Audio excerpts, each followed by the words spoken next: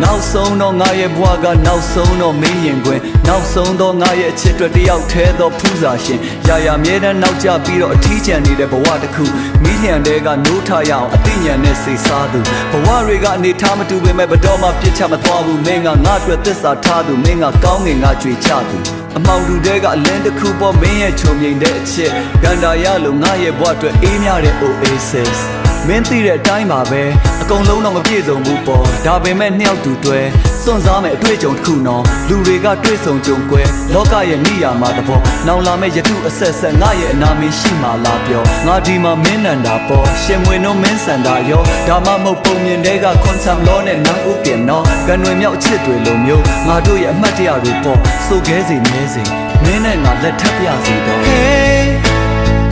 ဘာဖြစ်ဖြစ်ချင်မဲ့နေလေလာချောင်း